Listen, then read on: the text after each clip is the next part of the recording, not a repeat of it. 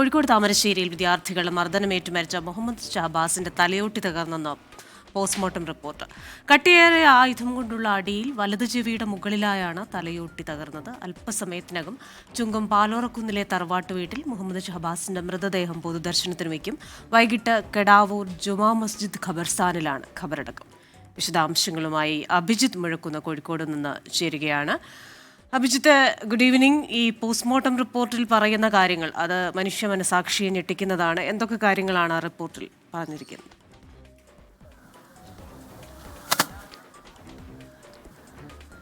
Christina, കേവലം 15 വയസ്സ് മാത്രം പ്രായമുള്ള ഒരു കുട്ടിക്കാണ് തൻ്റെ സമപ്രായക്കാരിൽ നിന്ന് ഈ വലിയ ആക്രമണം നേരിടേണ്ടി വരുന്നത്. പോസ്റ്റ്മോർട്ടം നടപടികൾക്ക് ശേഷം പുറത്തുവരുന്ന കാര്യങ്ങൾ അത് ഞെട്ടിപ്പിക്കുന്നത് തന്നെയാണ്. ഷഹബാസിന്റെ തലയോട്ടി തകർന്നു എന്നുള്ളതാണ് കണ്ടെത്തൽ. വലതു വശത്ത് ചെവിക്ക് മുകളിലായി തലയോട്ടിക്ക് പൊട്ടലുണ്ട്, തലയോട്ടി തകർന്നിട്ടുണ്ട്. ഇതിലേക്ക് നയിച്ചത് കട്ടിയേറിയ ശക്തിയായ പ്രഹരം ഒരായുധം കൊണ്ട് ഏറ്റതിനാലാണ് എന്നുള്ളതാണ് നിലവിലെ കണ്ടെത്തൽ.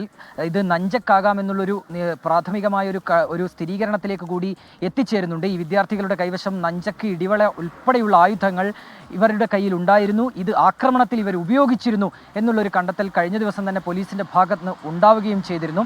ഏതായാലും ക്രിസ്റ്റീന സൂചിപ്പിച്ചതുപോലെ തന്നെയാണ്, വളരെ ഞെട്ടിപ്പിക്കുന്ന കാര്യങ്ങൾ തന്നെയാണ് പുറത്തു വരുന്നത്. ഈ കഴിഞ്ഞ ദിവസം വ്യാഴാഴ്ച ഈ ആക്രമണം ഉണ്ടായതിന് പിന്നാലെ ഗുരുതരമായി ഷഹബാസിന് പരിക്കേറ്റിരുന്നു. ഷഹബാസിനെ കോഴിക്കോട് മെഡിക്കൽ കോളേജ് ആശുപത്രിയിൽ പ്രവേശിപ്പിച്ചിരുന്നു. വെന്റിലേറ്ററിന്റെ സഹായത്തോടു കൂടിയായിരുന്നു ഷഹബാസ് ജീവൻ നിലനിർത്തിയിരുന്നത്. തുടർന്ന് ഇന്ന് പുലർച്ചെ 12:30 മരണം സംഭവിക്കുന്നത്. ഷഹബാസിൻ്റെ മരണം ഡോക്ടേഴ്സ് സ്ഥിരീകരിക്കുകയും ചെയ്യുന്നത്. അതിനൊടുവിൽ അല്പസമയം മുൻപാണ് പോസ്റ്റ്മോർട്ടം നടപടികൾ പൂർത്തിയായത്.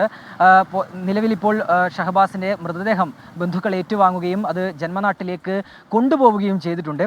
ഇതിൽ എടുത്തു പറയേണ്ട കാര്യം ക്രിസ്റ്റീന, വിദ്യാർത്ഥികൾ തമ്മിലാണ് ഈ ഒരു ഏറ്റുമുട്ടലുണ്ടായത്.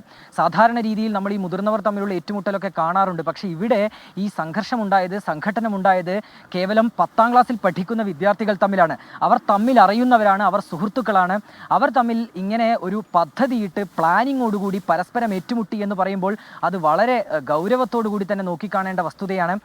ഈ ഒരു ഇൻസ്റ്റഗ്രാം ഗ്രൂപ്പ് വഴിയും വാട്സപ്പ് ഗ്രൂപ്പ് വഴിയും ഒക്കെ അവർ ഇതിനൊരു ആഹ്വാനം നടത്തുന്നു. ഇങ്ങനെ തങ്ങളുടെ എതിർവശത്ത് നിൽക്കുന്നയാളെ ആക്രമിക്കണം എന്നുള്ളൊരു ആഹ്വാനം നടത്തുന്നു. അതിനുശേഷം ആയുധങ്ങളുമായി വന്ന് സംഘടിച്ചെത്തി ഈ ട്യൂഷൻ സെന്ററിന് സമീപത്ത് വെച്ച് പരസ്പരം ഏറ്റുമുട്ടുന്ന ഒരു സാഹചര്യത്തിലേക്ക് കാര്യങ്ങൾ പോകുന്നു. നാട്ടുകാർ ഇടപെടുന്നുണ്ട്. ഇവരുടെ ഈ സംഘർഷമൊക്കെ കാണുമ്പോൾ അവരെ പിടിച്ചു മാറ്റാൻ ശ്രമിക്കുന്നുണ്ട്. പക്ഷേ അതുപോലും വകവയ്ക്കാതെയാണ് 3 ഇടങ്ങളിലായി ഇത്തരത്തിലുള്ള ഈ ഒരു സംഘട്ടനം അവിടെ അരങ്ങേറുന്നത്. അങ്ങനെ ഷഹബാസിന് ഗുരുതരമായി പരിക്കുപറ്റുകയാണ്. ഇതിൽ 5 പേരാണ് നിലവിൽ പോലീസ് പ്രതിപട്ടികയിലേക്ക് കൊണ്ടുവന്നിട്ടുള്ളത്. ഈ ആക്രമണത്തിൽ പങ്കെടുത്തു. ഷഹബാസിനെ അതിഗുരുതരമായ രീതിയിൽ പരിക്കുപറ്റുന്നതിലേക്കുള്ള ആക്രമണം നടത്തിയെന്ന് കണ്ടെത്തിയിട്ടുള്ളത്. ഈ 5 പേരെയും കഴിഞ്ഞ ദിവസം ജുവനൈൽ ജസ്റ്റിസ് ബോർഡിന് മുൻപിൽ ഹാജരാക്കിയിരുന്നു. ആ ഘട്ടത്തിൽ അവരെ വിദ്യാർത്ഥികൾക്കൊപ്പം പറഞ്ഞയക്കുകയായിരുന്നു. ഇന്ന് വരണമെന്ന് അവരോട് ആവശ്യപ്പെടുകയായിരുന്നു. അതിൻ്റെ അടിസ്ഥാനത്തിൽ ഇന്ന് രാവിലെ 11 മണിയോടുകൂടി അവർ ജുവനൈൽ ജസ്റ്റിസ് ബോർഡിന് മുൻപിൽ ഹാജരായി. അതിനുശേഷം ഇവരെ നിലവിൽ ഇപ്പോൾ വെള്ളിമാട് തന്നെയുള്ള ഒബ്സർവേഷൻ ഹോമിലേക്ക് മാറ്റാനുള്ള തീരുമാനമാണ് ജുവനൈൽ ജസ്റ്റിസ് ബോർഡിന്റെ ഭാഗത്ത് നിന്ന് വന്നിട്ടുള്ളത്. ഇവർ പരീക്ഷ എഴുതണം, തങ്ങൾക്ക് 10ാം ക്ലാസ് പരീക്ഷയാണ് വരാൻ പോകുന്നത്, അതിനാൽ ഈ പരീക്ഷ എഴുതണം എന്നൊക്കെയുള്ള ആവശ്യങ്ങൾ മുൻപോട്ട് വെച്ചിരുന്നു.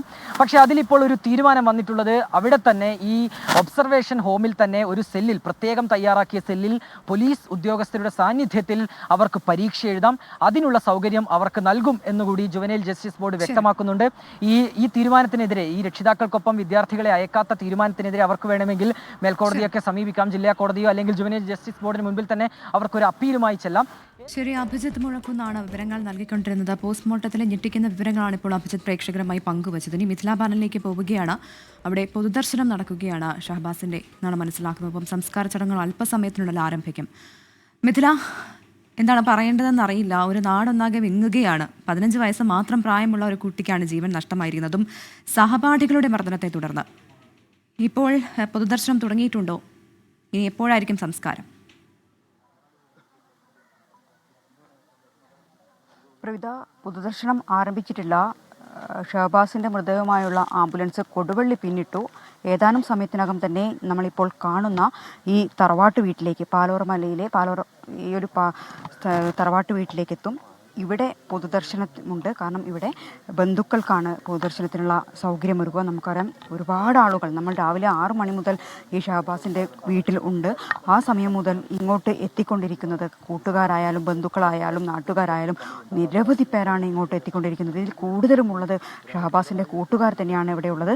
ഇപ്പോൾ ഈ ഒരു വീട്ടിലായിരിക്കും പൊതുദർശനം. ഇവിടെയാണ് ഷഹബാസിൻ്റെ ഉമ്മയും ബാപ്പയും ഉള്ളത്. അവർക്ക് ഒരു നോക്ക് മകനെ അവസാനമായി ഒരു നോക്ക് കാണാനുള്ള അവസരം ഇവിടെയുണ്ട്. അത് കഴിഞ്ഞ് മയ്യത്ത് നിസ്കാരമാണ്. ചുങ്കം ടൗൺ ജുമാ മസ്ജിദിലാണ് ഇത്തരത്തിലുള്ള മയ്യത്ത് നിസ്കാരത്തിനായി ഒരുക്കങ്ങൾ നടത്തിയിട്ടുള്ളത്.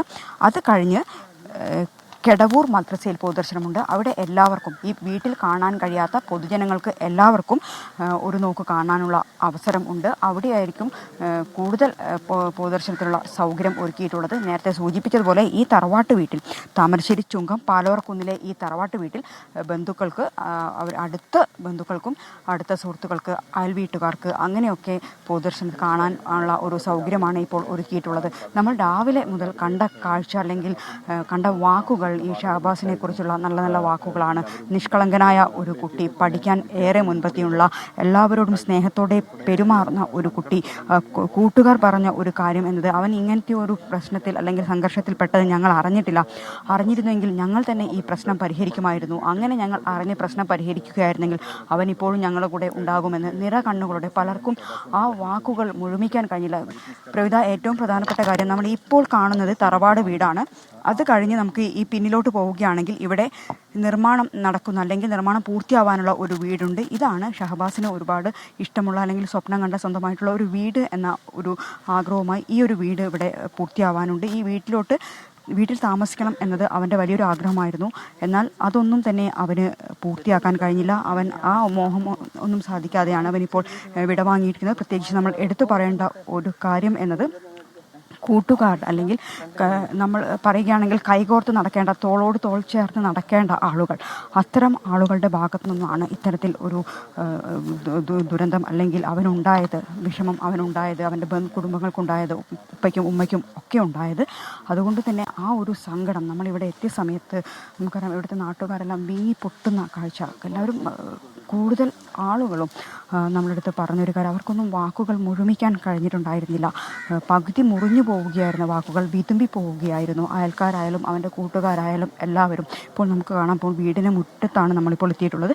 ഇവിടെ കുറച്ച് പേർ മാത്രമേ ഇവിടെ ഉള്ളൂ. അവർക്ക്, അതായത് ഞാൻ നേരത്തെ സൂചിപ്പിച്ചതുപോലെ തന്നെ അടുത്ത ബന്ധുക്കൾ, സുഹൃത്തുക്കൾ, കൂട്ടുകാർ, അയൽവീട്ടുകാർ, അങ്ങനെയുള്ള ആളുകൾക്ക് ഒരു നോക്ക് കാണാനുള്ള സജ്ജീകരണമാണ് ഇവിടെ ഒരുക്കിയിട്ടുള്ളത്. കൂടുതൽ ആളുകൾക്ക് കാണാൻ കെടവൂർ മദ്രസയിൽ സൗകര്യം, പൊതുദർശനത്തിനുള്ള സൗകര്യം ഒരുക്കിയിട്ട് എന്തായാലും അല്പസമയത്തിനകം ഇപ്പോൾ കൊടുവള്ളി പിന്നിട്ടു എന്ന് പറയുന്നുണ്ട്.